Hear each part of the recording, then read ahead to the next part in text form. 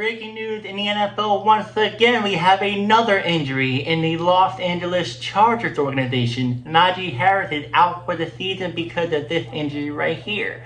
Let's get into it now. Najee Harris injury detail. During week 3 versus the Denver Broncos, Najee Harris suffered a non-contact leg injury. His left leg gave out when planting and he pretty much collapsed.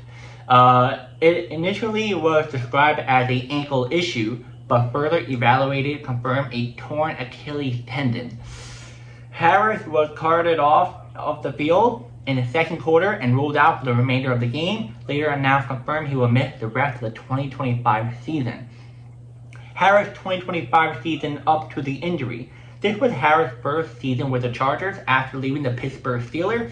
Prior to the injury, he had 61 rushing yards on 15 carries across his games, plus 3 catches for 25 receiving yards. He has been dealing with other issues, including a fireworks accident, eye injury in summer, which slowed his training camp and preseason participation. So a lot of stuff has been going on for him. What does this mean for the Chargers' backfield and offense? Losing Harris is a big blow. He was expected to compete for carries, bring experience in short gain, inside run, possibly in pass protection. His absence leaves a gap in both volume and reliability.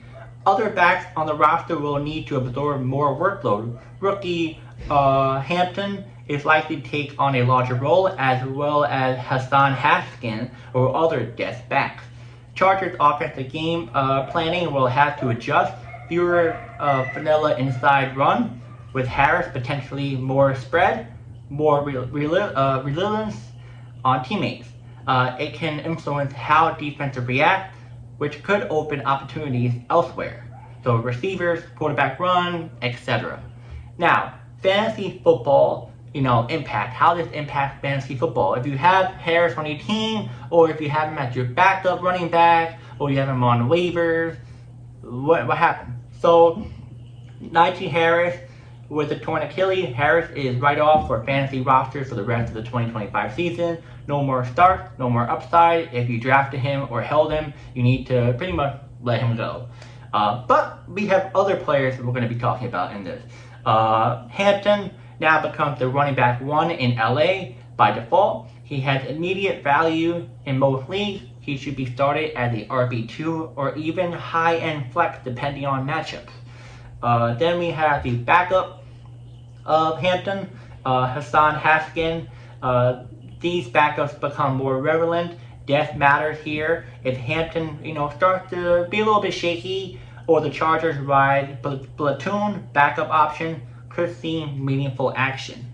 And we have trade/waiver wire. Fantasy managers should target Chargers running back or backup who are now in a better position. Also, other teams' running backs who are getting bumped up because of injuries are now more interesting. So yeah, guys, Najee Harris came to LA. He wanted to, I guess have a more bigger role, try to be the veteran guy for the LA Chargers. As you saw, the split between, I think, 2 or 3 backs was something kind of working for the Chargers. But now, since Harris is out for the season, it looks like they're going to lean more on one guy only, if I'm correct on that, which I might not be, but it sounds like it might be one guy only, and then sometimes the backup. But I have a weird feeling that they're going to split the carries between the two. So, like I pretty much told you, drop Harris if you have him in fantasy football. He's out for the season. And you have Hampton, pick him up.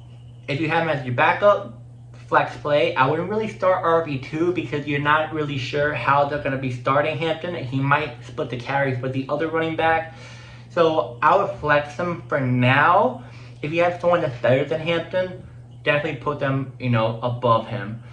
Try to keep Hampton on the bench for this 1 week if you can. If you have nobody else that's better than Hampton, then just put him in. Because I want you guys to see this week how they're going to be doing. I don't want you to just put him in because, he's going to get all the carries. We have no idea what's going to happen because this is all of a sudden. As for the backup, definitely have Haskins as your bench. You know, we'll see what happens. Sometimes, you know, if Hampton doesn't do so well the next 2 or 3 weeks, you know, Haskins is definitely going to be the running back number 1 for the team. Pretty much, more likely. And yeah, guys, this is a big blow for the Chargers organization. It was working. It was working. You guys saw it. They're like 2-0, 3-0 now. So is it going to affect them in the long run? I feel like sorta, but I feel like in a way they have the rookies are going to come through. They should definitely sign a veteran guy or someone from the practice squad who is reliable, who definitely can help the load off of the other 2 young running backs. I think they'll be okay. Now, the playoff aspiration, is it going to affect them? We're not sure. I didn't really explain nothing for the Nick Bosa video, if they're going to make the playoffs or not, because it's really early into the season. It's not like it's week 8, week 10, then we can kind of explain more and more and more. But it's too early. We just gotta wait and see. And yeah, guys, let me know in the comments. Do you think this is a good move that the Chargers are starting Hampton as running back number 1? Or they should start the other running back number 1? Or they should bring someone in free agency? And what do you think about the Najee Harris injury? You think this is a major concern for the offense? Or not? And I'll see you guys next video.